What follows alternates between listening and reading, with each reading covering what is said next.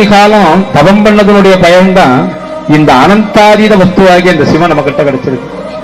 இதை வச்சு படைக்கணும். நாமெல்லாம் தினம் ஒரு பொழுதாவது சிவ சிவ அப்படின்னு சொல்லிட்டு நம்ம காரியத்தை பார்க்கலாம். ஒரு சின்ன கதை சொன்னா உங்களுக்கு புரியும்.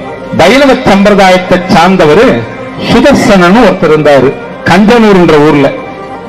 அவருக்கு அவங்க அப்பா என்ன பண்ணாரு, நாம பாரம்பரியமா வைணவத்தை சார்ந்தவங்கடா, நீ போய் என்ன பண்ணாத, இந்த திருநீர் தரிக்கிச்சு ருத்ராட்சம் கட்டிக்கிறது சிவத்தை கும்பிடுறது இந்த காரியம்லாம் தயவு செய்து பண்ணிடாத, இது பெரிய அபத்தம், நம்ம குடும்பத்துக்கு அழிவை தேடி கொடுத்துருன்னுட்டு அவங்க அப்பா சொல்லிட்டாரு. சரின்னுட்டு இந்த குழந்தை என்ன பண்றது, அவங்க அப்பனுக்கு தெரியாத ரகசியமா போய் திருநீரை இட்டுட்டு ஒரு 1.5 மணி நேரம் ஆனந்தமா அந்த கோயிலை சுத்திட்டு வரும்போது தொடச்சிட்டு வீட்டுக்கு வந்துருச்சு. இப்படியே இருந்தது இந்த குழந்தை. இது அவங்க அப்பாவுக்கு தெரிஞ்சு போச்சு.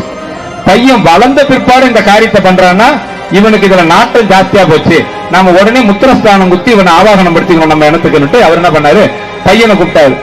இந்த குழந்தை அப்பா நாளைக்கு முத்திரஸ்தானம் குத்த போறாருன்னு ஒரே அழுதுகிட்டு குழந்தை படுத்திருந்தது. அப்ப சுவாமி கனவுல வந்து என்ன பண்ணாரு, நானே உனக்கு குத்திரம்பான்னுட்டு நந்தியும் சூலமுத்திரையும் கையில குத்திட்டு போயிட்டாரு. சங்கு சக்கரத்தை குத்த வேண்டிய இடத்துல என்னது குத்திட்டாரு, சங்கு இதையும் பொறிச்சாச்சு. குழந்தைக்கு இதை பொறிச்சதுக்கு அப்புறம் பகிரங்கமா தைரியம் வந்துட்டு, சாமி கனவுல குத்து நெஜத்துல இருக்குதுன்னா அப்ப சிவம் எங்கிட்ட தான் இருக்குது, நீ என்னடா என்ன நாமம் போட சொல்றது, திருநூறு நல்லா வாரி போச்சு வீட்டுல உட்காந்துக்கிட்டு.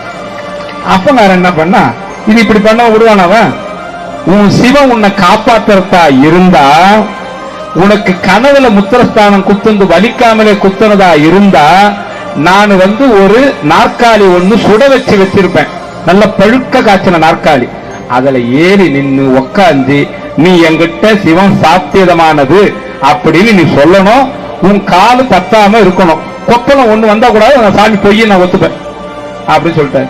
இந்த குழந்தையும் திடமா என்ன பண்ணிச்சு, அதே மாதிரி ஏறி நின்னுகிட்டு அவங்க அந்த சமணத்தை சார்ந்து வைணவத்தை சார்ந்தவங்க மொத்தம் 1080 கொடுத்தனகாரம் மொத்த பேரும்.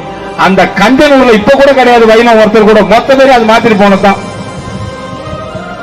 அந்த நாக்காளி மேல ஏறி நின்று அந்த குழந்தை சொன்ன வார்த்தைக்கும் குழந்தை காலையும் அந்த இடுப்பையும் சுடாத இருந்த தன்மையும் பார்த்து அத்தனை வைணவர்களும் அந்த திருநீர் குழந்தை கையில வாங்கி தீட்சை பெற்று மொத்தமா நாங்க இன்னும் ஒரு குடுத்தனக்காரு கூட கஞ்சனூர்ல வைணவம் கிடையாது.